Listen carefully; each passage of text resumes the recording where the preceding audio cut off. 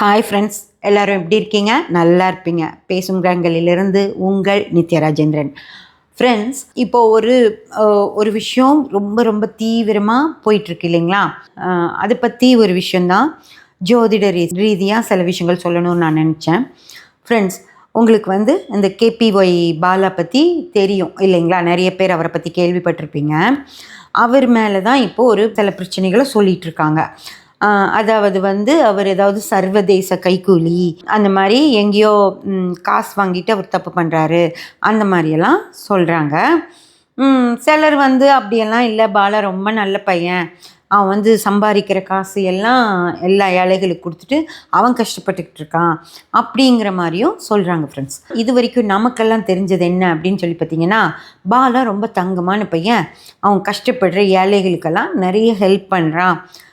அதாவது இந்த விஜயகாந்த் சமாதிக்கு ஒரு தடவை போயிருந்தப்போ கூட அங்கே ஒரு அம்மா அதாவது கஷ்டம் அப்படின்னு சொல்லி கேட்குறாங்க. உடனே தான் பேக்கெட்லேருந்து கொஞ்சம் பணம் வச்சுருக்காரு. நம்மலாம் வச்சுருக்கதை விட கொஞ்சம் ஜாஸ்தியாக தான் வச்சுருக்காரு. இப்படி கட்டாக எடுத்து கொடுக்குறாரு. அப்போது நமக்கு எவ்வளோ இதாக இருந்துச்சு, ஐயோ பாலா நல்லா ஹெல்ப் பண்ணுறாரு எல்லாத்துக்கும் அப்படின்னு நம்ம நினச்சோம். மலை வாழ் மக்களுக்கு ஆம்புலன்ஸ் எல்லாம் வாங்கி கொடுத்தாரு. ஒரு 7-8 ஆம்புலன்ஸ் நிறைய இருக்கும்னு நினைக்கிறேன். ஒரு 10 ஆம்புலன்ஸ் பக்கமே வாங்கி கொடுத்துருக்காரு. அப்புறம் நிறைய பேர்த்துக்கு இந்த வண்டிகள்லாம் வாங்கி கொடுத்துருக்காரு. ஒரு கொஞ்சம் ஊனமற்ற ஒரு பெரியவருக்கு ஸ்கூட்ரு, அந்த 2 பக்கம் சக்கரம் இருக்கிற 4 சக்கரம் இருக்கிற மாதிரி ஸ்கூட்ரு வாங்கி கொடுத்துருக்காரு. அந்த மாதிரி பல விஷயங்கள் நாமளே சும்மா நம்ம யூடியூபோ இன்ஸ்டாவோ பார்த்துட்டு இருக்கும்போது அந்த பதிவுகள்லாம் வரும், நம்ம பார்த்துருக்கோம். அப்போ எல்லாமே பாலா ரொம்ப நல்ல பையன் அப்படிங்கிற மாதிரி, ரொம்ப கருணை உள்ளம் இருக்குது, எல்லாத்துக்கும் ஹெல்ப் செய்யணுங்கிற மென்டாலிட்டி இருக்குது அப்படியெல்லாம் நம்மளே நினச்சிப்போம். அதுலேயும் அவருக்கு கர்ணன் அப்படின்னு சொல்லி கலியுக கர்ணன் எல்லாம் அவர் பேர் போட்டு வரும்.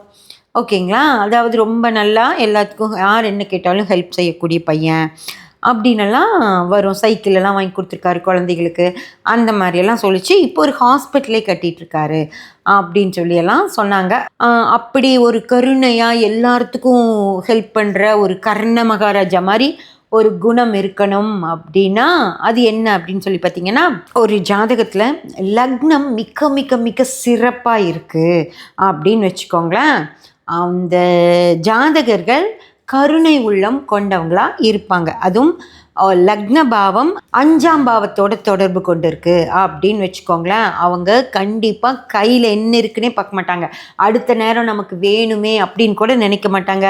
யார் என்ன கேட்டாலும் இந்தான்னு சொல்லி தூக்கி கொடுத்துருவாங்க. ஃப்ரெண்ட்ஸ், அந்த மாதிரி லக்ன பாவம் 5 தொடர்பில் இருந்துருச்சு அப்படின்னாலே அவங்க ரொம்ப ரொம்ப நல்லவங்களாக இருப்பாங்க.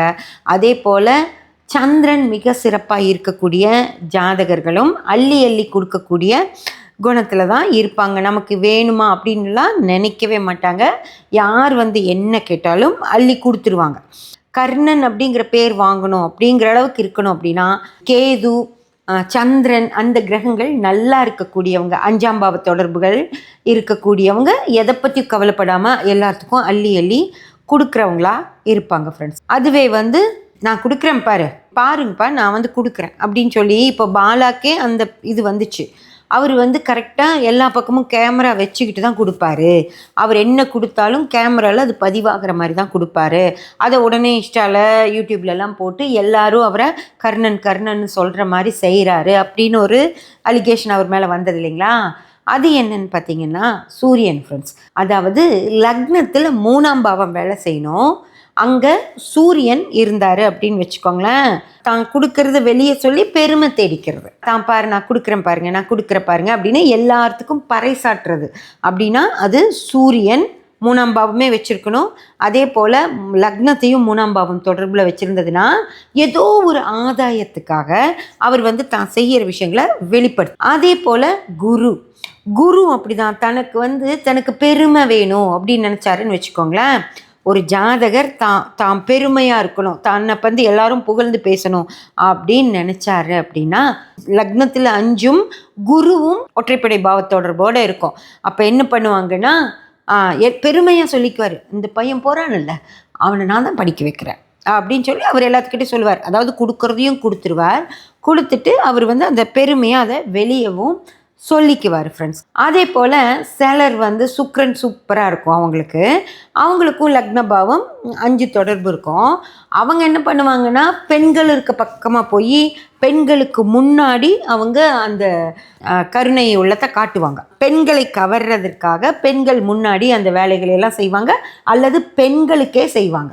அந்த மாதிரி என்ன அவங்களுக்கு தேவையாக இருக்கோ அதெல்லாமே செஞ்சு கொடுப்பாங்க. அதே போல் புதன் அப்படின்றவங்க, புதன் நல்லா இருக்குது, அவங்களுக்கு லக்னமும் நல்லா இருக்குது அப்படின்னா அவங்க சந்தர்ப்பத்துக்கு தகுந்த மாதிரி நடந்துக்குவாங்க ஃப்ரெண்ட்ஸ். அதாவது 4 பேர்த்துக்கு முன்னாடி செஞ்சாதான் அங்கே நல்லா இருக்குன்னா செஞ்சுருவாங்க. சில இடங்களில் செய்யலைனாலும் ஒன்றும் பிரச்சனை இல்லைன்னா பேசாமல் போயிடுவாங்க. அந்த மாதிரி சந்தர்ப்பத்துக்கு தகுந்த மாதிரி புதன் நடத்துக்குவார். அதே போல் செவ்வாய் சனி எல்லாம் பார்த்திங்கன்னா அவங்களுக்கு வந்து தான தர்மம்லாம் பண்ணணும் அப்படின்னு என்னதான் லக்னம் நல்லாவே இருந்து செவ்வாய் நல்லா இருக்குது, சனி நல்லா இருக்குது அப்படின்னாலும் அவங்க தான தர்மம் பண்ணுறதுங்க அப்படிங்கிற விஷயத்துல எல்லாம் தலையிடவே மாட்டாங்க ஃப்ரெண்ட்ஸ். நல்லவங்க தான், தேவைன்னா அதாவது ஒரு ரத்தம் கொடுப்பாங்க, பணமாக கொடுக்காம நீ வந்து கொஞ்சம் ரத்தம் கொடுத்துட்டு போயிட்டீங்கன்னா நல்லாயிருக்கும் உன் குரூப் ஆமாம் அப்படின்னு சொன்னால் சரி அப்படின்னு போய் செவ்வாய் வந்து கொடுத்துட்டு வருவார். அதே மாதிரி சனி வந்து கொஞ்சம் ஹெல்ப் பண்ணுப்பா பாரு, இந்த மாதிரி சின்ன வேலை பாரு, வண்டி கொஞ்சம் தள்ளு, காரெல்லாம் நின்றுதுன்னு வச்சுக்கோங்க, கொஞ்சம் தள்ளி விடுன்னு சொன்னால் அவங்க வந்து செஞ்சு கொடுப்பாங்க. ஒரு சின்ன வேலை இருக்குது கொஞ்சம் இது ஹெல்ப் பண்ணு அப்படின்னா வந்து ஹெல்ப் பண்ணுவாங்க. அவங்க வந்து பணத்தால் உதவி பண்ண முடியலன்னா சரி ஒரு சின்ன வேலை செஞ்சு கொடுக்குறோம், அதுவும் கூப்பிட்டா வந்து செய்வாங்க, அவங்களா வந்து செய்ய மாட்டாங்க ஃப்ரெண்ட்ஸ். அந்த மாதிரி செவ்வாய் சனியெல்லாம் அவங்க சுயமாக ஒரு சரி கேட்டாங்களே அப்படிங்கிறதுக்காக லக்னம் நல்லா இருந்தா அந்த மாதிரி செய்வாங்களோ தவிர பெருமைக்காகவோ தன்னை வெளிப்படுத்திக்கணுங்கிறக்காகவோ எல்லாம் செய்ய மாட்டாங்க. இதில் வந்து பாலாவோட காம்பினேஷன் என்னவாக இருந்திருக்குன்னா அவருக்கு வந்து செய்யணுங்கிற எண்ணம் இருக்குது, அதை வெளிப்படுத்தணுங்கிற எண்ணமும் இருக்கும். அதுவும் பெருமையாக எல்லாத்துக்கும் சொல்லி பாருங்க நான் பண்ணுறேன், நான் பண்ணுறேன்னு சொல்லி பண்ணுறாரு அப்படின்னா குரு வந்து மிக மிக சிறப்பாக இருக்கணும், லக்னமும் சிறப்பாக இருக்கணும் ஃப்ரெண்ட்ஸ். அதனால தான் பாலாக்கு இவ்வளோ நாள் அது மாதிரி நடந்துட்டு இருந்துச்சு. சார் இப்போது திடீர்னு அதாவது ஒரு 15 நாள் தான், அதுக்குள்ளே பார்த்தீங்கன்னா கர்ணன் அப்படின்னு சொல்லி மகாபிரபு அப்படின்னு சொல்லி இருக்கப்பட்ட பாலா டகால்னு கீழே விழுந்துடுறார். அதாவது அவன் வந்து ஏதோ தப்பு பண்ணி அங்கேருந்து காசு வாங்கி தான் இப்படி பண்ணுறான் அப்படின்னு ஒரு கெட்ட பெயர், இவ்வளோ நாள் செஞ்சது நல்ல பெயர் வாங்கி கொடுத்தது, அந்த செஞ்ச அதே விஷயம் இப்போ கெட்ட பேர் வாங்கி கொடுக்குது. ஏன் நல்லா யோசிச்சு பாருங்கள், கிரகநிலை மாறிடுமா? இப்போது குரு அதே அந்த ஒரு இதில் தான் குரு இருக்கும், அதே லக்னபாவம் தான் இருக்கும், ஆனால் எப்படி அந்த டக்குன்னு மாறுது? உங்களுக்கு வாழ்க்கையில் எல்லாருக்குமே தெரியும்ல, எல்லாருக்குமே வாழ்க்கை மாறுதா இல்லையா? ஒரு நேரம் ரொம்ப நல்லா போயிட்டுருக்க தொழில் திடீர்னு டவுன் ஆகிடுதா? ஒரு நேரம் நல்லா ஆரோக்கியமாக இருக்கிறவங்களுக்கு திடீர்னு உடம்பு முடியாமல் போயிடுதா? திடீர்னு டாக்டர்கிட்ட போனதும் ஒரு நோய் சொல்லுவார், பயங்கரமாக சொல்லுவார், அதுக்கு நிறைய செலவும் ஆகும், அது குணமாகாதுன்னு சொல்லிடுவாங்க. திடீர்னு ஒரு டக்குன்னு வரும். ஏன் வருது அந்த மாதிரி யோசிச்சிருக்கீங்களா என்னைக்காவது? அதுக்கு பேர் தான் தசாபுத்திகள் அப்படின்னு சொல்கிறது ஃப்ரெண்ட்ஸ்.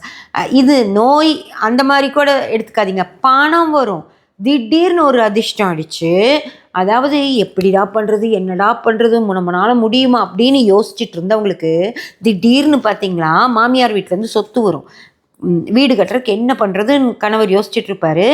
அந்த நேரத்தில் மனைவியோட வீட்டிலேருந்து பாகப்பிரிவினை பண்ணுறவங்க அப்படின்னு சொல்லி இந்தாங்க இவ்வளோ உங்கள் மனைவிக்கு வந்த பணம்னு சொல்லி கொண்டு வந்து கையில் கொடுத்துட்டு போவாங்க. நினச்சி கூட பார்த்துருக்க மாட்டார், ஆனால் அந்த பணம் திடீர்னு வரும்.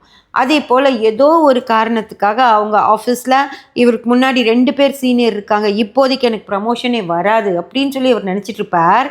ஆனால் திடீர்னு ஏதோ ஒரு காரணத்துக்காக ஒருத்தர் வந்து ரிசைன் பண்ணிட்டு போயிடுவார், இன்னொருத்தர் வந்து அந்த ப்ரமோஷன் எனக்கு வந்து வேறு ட்ரான்ஸ்ஃபரோட ப்ரமோஷன் வேண்டாம், நான் இங்கேயே தான் இருக்கணும், அதனால் நான் அப்படியே இருந்துக்கிறேன் அப்படின்னு சொல்லிடுவார். அதனால் இவருக்கு அந்த ப்ரமோஷன் கிடைக்கும் ஃப்ரெண்ட்ஸ். 3வது இடத்துல தான் இருப்பார், ஆனாலும் அந்த ப்ரமோஷன் கிடைச்சிரும். ஓகேங்களா? அந்த மாதிரி பல விஷயங்களில் ஏதோ ஒரு அதிர்ஷ்டம், ஒரு பொண்ணுக்கு நம்மளால் இந்த மாதிரியெல்லாம் மாப்பிள்ளை கிடைக்குமா அப்படின்னு நினச்சிட்டு இருக்கவங்களுக்கு ஒரு பெரிய சூப்பர் மாப்பிள்ளை அமைஞ்சு வந்து அந்த திருமணம் நடக்கும். அந்த மாதிரி திடீர்னு ஒரு அதிர்ஷ்டங்கள், அந்த மாதிரி வாழ்க்கை வந்து அந்த திருமணம் ஆனதுக்கப்புறம் பார்த்திங்கன்னா அந்த பொண்ணு ரொம்ப சாதாரணமாக இருந்த பொண்ணு எனக்கு வந்து ஒருத்தங்க எங்கள் சொந்தக்காரங்க தான் அவங்க சொன்னாங்க என்கிட்ட பேசும்போது, மாற்று துணி கூட வழி இல்லாமல் இருந்தால் இப்போ 3000 ரூபாயில் வீட்டிலே கட்டுறா அப்படின்னு. ஓகேங்களா? அந்த மாதிரி அப்படியே வாழ்க்கை மாறி போயிடும் ஃப்ரெண்ட்ஸ். ஓகேங்களா? அந்த மாதிரி பல பேருக்கு மாறும். பாலாக்கு மாறிடுச்சு இல்லைங்களா? கர்ண மகாபிரபுன்னு சொல்லப்பட்ட பாலா இன்னைக்கு வெளிநாட்டு சதி செய்கிறாரு, ஏதோ வெளிநாட்டு ஆட்களுக்கு கைக்கூலியாக இருக்காரு அப்படிங்கிற அந்த கெட்ட பேர், அதாவது கர்ணன் அப்படின்னு சொல்லப்பட்ட பாலா கம்சன் இன்னைக்கு சொல்லப்படுறார். புரியுதா உங்களுக்கு?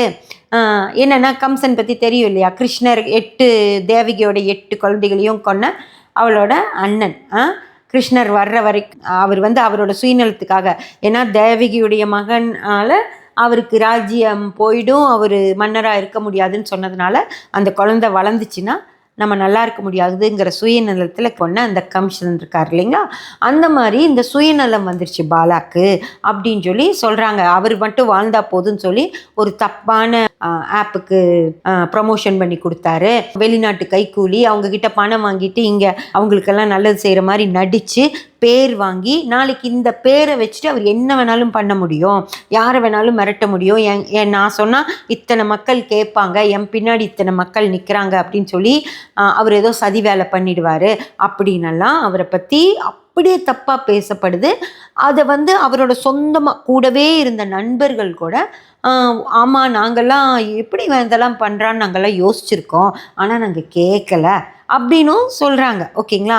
அவங்க தான் நீ சூப்பர் பாலா நல்லா பண்ணுற அப்படியெல்லாம் சொல்லிட்டு இருந்திருப்பாங்க.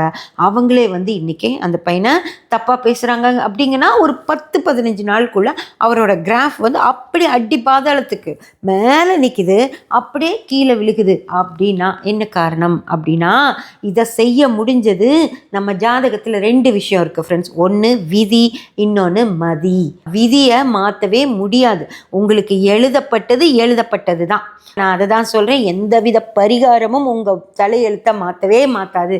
நீங்கள் பிறக்கிற அன்னைக்கு உங்கள் தலையில் என்ன எழுதப்பட்டுச்சோ அதுதான் உங்கள் வாழ்நாள் முழுக்க நடக்கும். ஆனால் கடவுள் நமக்கு ஒரு சின்ன செக் பாயிண்ட் வைக்கிறார். என்ன அப்படின்னா, உன் மதியால், மதி அப்படின்னா தசாபுத்திகள். அப்போது மதின்றது உன்னோட மூளை. ஓகேயா? உன்னோட மூளையால் நீ நல்லவனாக வாழ்ந்தேன்னா உன்னோட பிரச்சனைகள் கொஞ்சம் குறையும் அப்படின்னு சொல்லி தான்.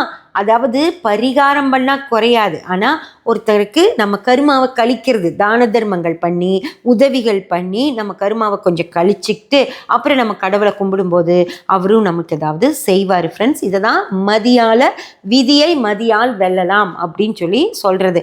அதே மதி தான் தசாபுத்திகளாக பாலாவோட ஜாதகத்தில் இப்போ டைம் ஏதாவது மாறிடும். கர்ணன் அப்படின்னு சொல்லி பாலாவை கூப்பிட்டுக்கிட்டு இருக்கணும் அப்படின்னு வந்த ஒரு கிரகநிலை அப்படியே டோட்டலாக மாறும்போது அவர் கம்சன் அப்படின்னு சொல்லி சிற்றளவுக்கு அவரோட வாழ்க்கை மாறுது. அதுதான் அந்த தசாபுத்திகள் செய்யக்கூடிய வேலை. அதாவது ஒரு நல்ல தசை போயிட்டுருக்கோம், புத்திகளும் நல்லாவே போயிட்டுருக்க வரைக்கும் அவங்க நல்லா இருப்பாங்க, எந்த பிரச்சனையும் இல்லை.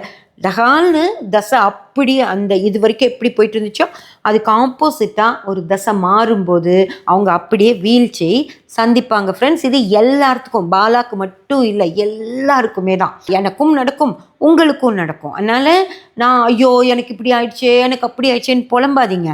உங்களுக்கு நேரம் இப்போ கெட்டிருக்கு, இந்த நேரத்தில் நம்ம என்ன செய்யணும் அப்படின்னு சொல்லி யோசித்து செய்யணுமோ தவிர ஐயோ எனக்கு இப்படி ஆயிடுச்சே, எனக்கு இப்படி ஆயிடுச்சே அப்படின்னு சொல்லி சொன்னால் ஒன்றுமே பண்ண முடியாது. அதுவும் இல்லாமல் இன்னொரு விஷயம், 9 கிரகங்களில் நல்ல கிரகங்கள் கெட்ட கிரகங்கள்னு பிரித்து வச்சுருக்காங்க வேதிக் அஸ்ட்ராலஜியில். சூரியன் அரைப்பாவர், சந்திரன் வளர்பிறை சந்திரன் நல்லவர், தேய்பிறை சந்திரன் கெட்டவர் அப்படிம்பாங்க. அதாவது நீங்கள் வளர்பிறை நேரத்தில் பிறந்திருந்தீங்கன்னா உங்கள் சந்திரன் நல்லவராம், நீங்கள் தேய்பிறை நேரத்தில் பிறந்திருந்தீங்கன்னா உங்கள் சந்திரன் கெட்டவராம். அதே போல் செவ்வாய் முழு பாவர், புதன் நல்லவர் தான், சுபர், குரு சுபர், சுக்ரன் சுபர், சனி பாவர், ராகு கேது பாவர்கள். இப்படி சுபர் பாவர்னு 9 கிரகத்தையும் பிரித்து வச்சுருக்காங்க. ஆனால் சுக்கிர தசை ஒருத்தருக்கு நடக்கும், சுக்கிரனை சுபர்னு சொல்லியிருப்பாங்க. சுக்கிர தசை வருதுப்பா உனக்கு, இனி பிரச்சனையே இல்லை, 20 வருஷம் காலம் நீ நல்லா இருப்ப அப்படின்னு சொல்லுவாங்க. ஆனால் அவர் படு பாதாளத்துக்கு போயிடுவார். அது என்ன அப்படின்னு தெரிஞ்சுக்கோங்க. சுக்கிரன் சுபர் மட்டும் கிடையாது, சுபரும் தான். சுக்கிரன் ஒரு ஜாதகத்துக்கு சுபராக வருவார், ஒரு ஜாதகத்துக்கு வல்லவராக வருவார், ஒரு ஜாதகத்துக்கு தந்திரசாலியாக வருவார், ஒரு ஜாதகத்துக்கு கெட்டு போய் வருவார். நல்லா ஞாபகம் வச்சுக்கோங்க. எல்லா ஜாதகத்துக்கும் ஒரே ஒரு கிரகம் நல்லது மட்டும் செய்யாது. ஒரு கிரகம் நல்லவராகவும் வரும், வல்லவராகவும் வரும். வல்லவர் அப்படிங்கிறது பொருளாதாரத்தை அள்ளி கொடுக்குற மாதிரி வரும். பேர் புகழ் எல்லாமே கிடைக்கும் அந்த நேரத்தில்.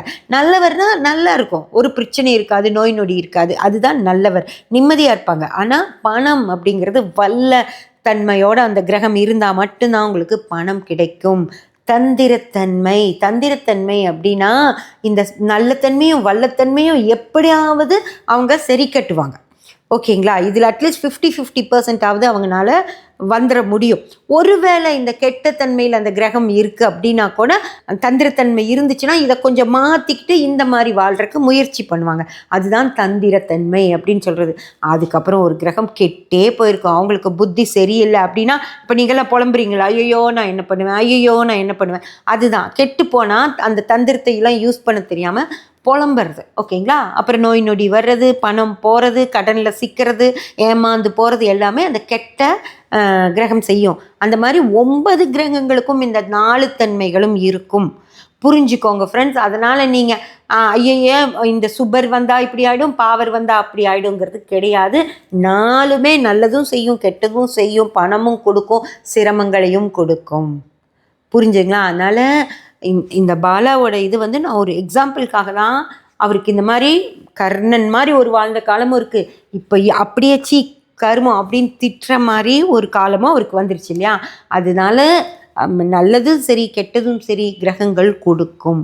அதனால் எல்லாத்துக்கும் அது நடக்கும், பாலாக்கு மட்டும் இல்லை, எல்லாத்துக்கும் நடக்கும். அதனால் கவனமாக இருந்துக்கோங்க. எந்த நேரத்திலும் ஒரு இழப்புகள் வந்துச்சு அப்படின்னா அதை சந்திக்க ரெடியாக இருங்க.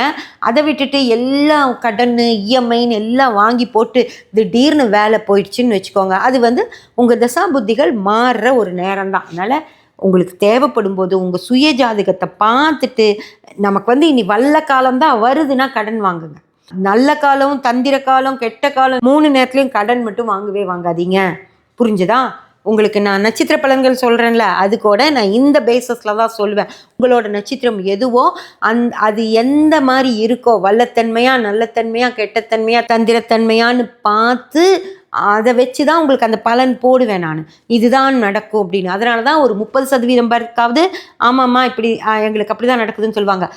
ஆனால் பொது ஜாதகத்துக்கு அதுக்கு மேலே சொல்ல முடியாது. ஓகேங்களா? அதனால் உங்கள் சுய ஜாதகங்களில் நீங்கள் கடன் வாங்க போகிறீங்க அப்படின்னா, ஒரு இஎம்ஐக்கு போகிறீங்க அப்படின்னா, ஒரு 20 வருஷம் இஎம்ஐனா அடுத்தடுத்து வரக்கூடிய தசைகள் உங்களுக்கு பணம் தரக்கூடிய இடத்துல இருக்கா அப்படின்னு சொல்லி பார்த்துட்டு செய்யணும்.